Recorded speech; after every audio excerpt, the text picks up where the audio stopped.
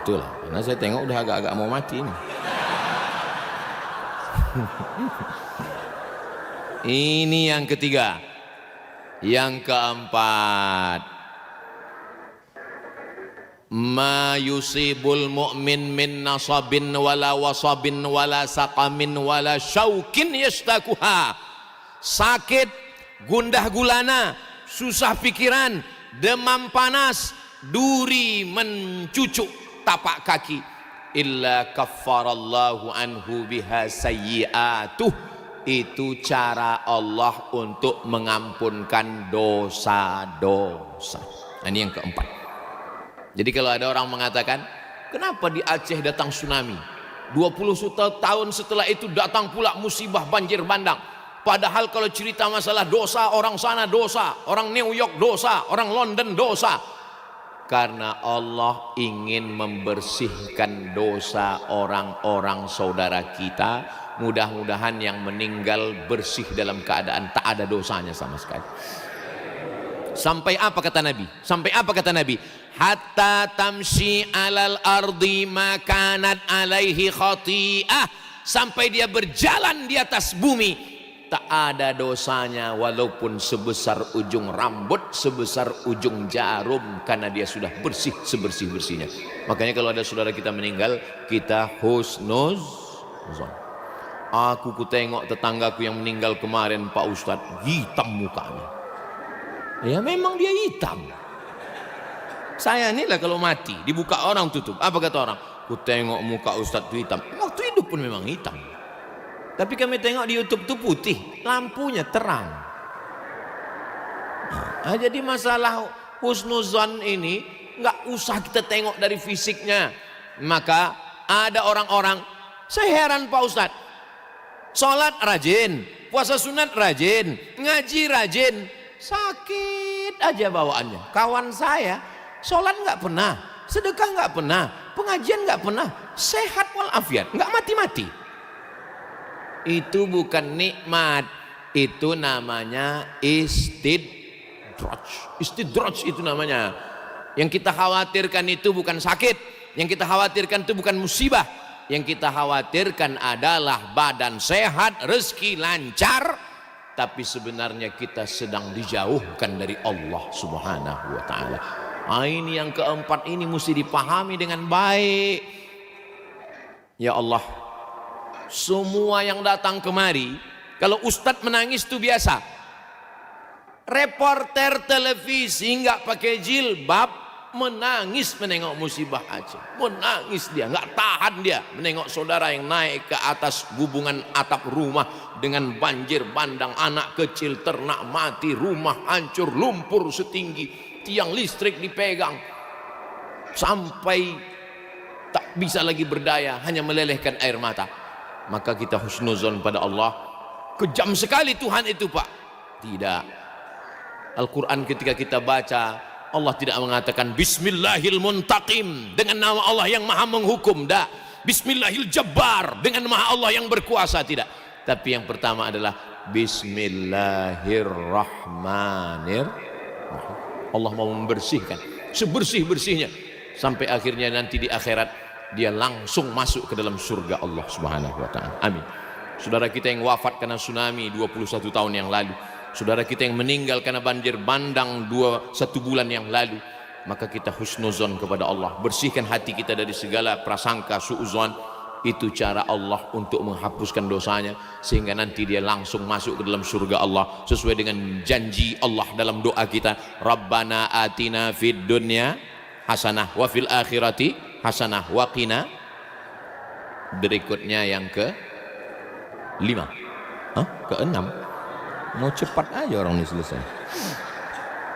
Saya memang dikasih tahu Ustadz jangan lama-lama, karena Ustadz mau langsung ke Sigli. Nanti saya mau khutbah Jumat di Sigli, habis itu turun ke Biren. Jadi kami turun Banda Aceh, dari Banda Aceh turun ke Sigli, habis turun ke Biren, habis itu turun ke bawah. Nanti diprediksi hari Sabtu malam Ahad, Sabtu sore itu kami nanti di Aceh Tamiang, dan Ahad malam kami langsung ke Medan. Pagi Ahad itu kami nanti berangkat dari Medan masih belum jelas tiket, apakah Medan Jakarta atau Medan Kuala Lumpur. Habis itu barulah ke Pekanbaru. Mohon doa supaya dimudahkan Allah perjalanan. Yang kelima adalah Allah sedang menguji kita. Oh, yang diuji itu orang Tamiang, yang diuji itu orang Sigli, yang diuji itu orang Bandar Meriah, yang diuji Allah itu adalah saya, Abdul Somad. Apakah sanggup kau makan di rumah, perutmu kenyang, saudaramu di sana tak makan, Abdul Somad? Maka saya kumpul sama kawan-kawan saya, namanya Yayasan Tabung Wakaf Umat. Lalu saya bilang, apa yang bisa kita lakukan? Kalau membangunkan rumah tak ada duit kita, rumah kita pun ngontrak. Jadi apa yang mau kita? Oh, datang ide, kita masakkan rendang Pak Ustadz. Aku bilang berapa kilo? 1 ton katanya. Mendengar 1 ton itu terbayang saya berendang di rendang 1 ton. Nah, 1 ton. Saya nggak mau mengendurkan semangat kawan-kawan ini. Nggak saya tanya, mak kualinya sebesar apa? Berapa jam kalian masaknya? Saya bilang, iyalah, saya kasih semangat. Semangat saya bilang. Dalam hati saya, kan kalian juga yang masak. Jadi rupanya 1 ton.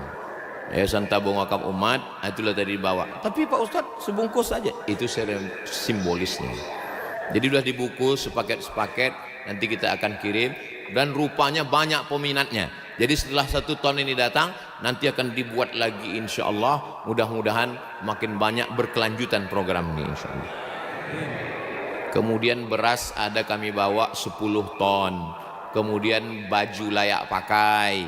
Kemudian banyak yang minta Iqra sama Al-Quran, mushaf dan lain-lain. Itulah yang kita bagi sesuai kemampuan kami. La yukallifullahu nafsan illa wus'aha. Kami janji nanti jumpanya di Aceh Tamiang.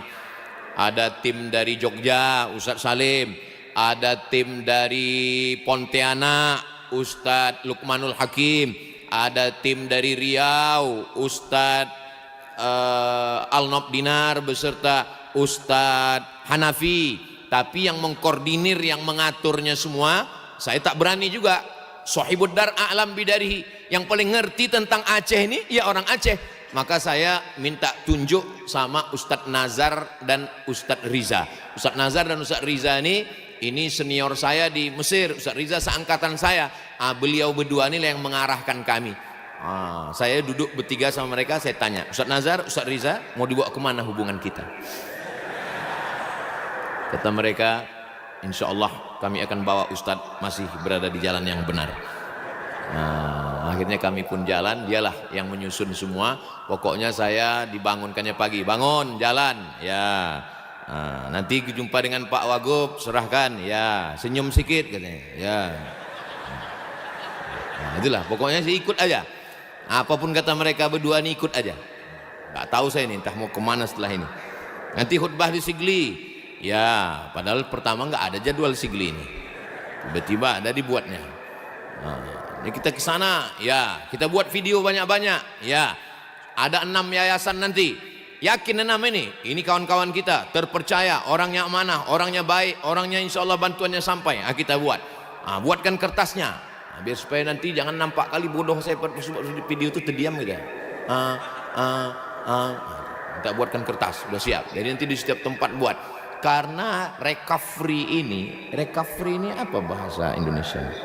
Saya kok udah di Aceh ini payah bahasa Indonesia. Pemulihan. Karena pemulihan ini lebih parah dari tsunami dulu Bapak Ibu. Maka pemulihan ini perlu waktu yang panjang. Saudara kita yang tidak Islam, tak Islam dia, mampu memberikan 1000 rumah, bayangkan itu. Dan akan tegak berdiri. Tadi malam saya minum kopi, Ustadz Somad, anak-anak Mapala, tahu Bapak Ibu Mapala? Mapala itu mahasiswa pencipta alam, bukan mahasiswa paling lama. Kadang ada juga anak-anak semester 14 nih pas ditanya, kau semester berapa? 14. Kok lama kali? Aku nih Mapala gitu. Rupanya mahasiswa paling lama. Anak-anak Mapala dari Papua, tidak Islam, memikul beras itu begoni-goni Pak Ustadz, masuk ke dalam yang tak bisa ditempuh oleh kita Pak Ustadz. Saya mendengar cerita itu, malunya saya dalam hati saya. Yang tak Islam sudah mendirikan rumah, yang tak Islam sudah membawa. Aku yang tiap tahun di Aceh, yang sudah disangka orang dapat istri orang Aceh, baru ini aku sampai, malu saya.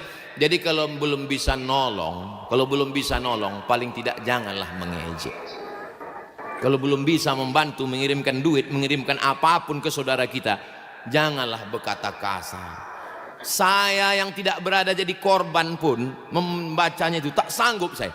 Asalkan nampak saya tulisan yang kasar, saya lewatkan cepat. Asal nampak saya video-video yang ngomong macam-macam, saya lewatkan cepat. Kenapa? Takut saya kubanting handphone itu. Handphone itu hancur, dia ketawa. Yang bisa menolong, datanglah kemari. Ustadz Riza, Ustadz Nazar, ya, saya kebetulan di Kuala Lumpur ini di Malaysia. Gimana kalau kita jumpai Pak Menteri Agama? Siap, terbang Ustadz Riza dengan Ustadz Nazar langsung dari Banda Aceh ke Kuala Lumpur. Kami pun menjumpai Pak yang berhormat Menteri Agama. Akhirnya kami sampaikan, Pak Menteri, ini kawan saya 2 orang. Bagaimana Aceh sekarang Pak Ustadz? Pas jumpa sama dia, bagaimana Aceh? Kami mohon bantuan dari masyarakat Aceh Pak, begini-begini.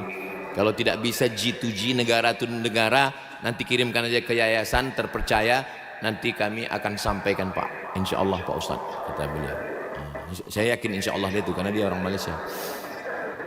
Kalau insya Allah kita agak berat sedikit. Jadi memang relawan-relawan ini sudah turun semua. Jadi sebenarnya ini adalah ujian. Di saat kita senang banyak kawan, di saat kita ketawa banyak teman.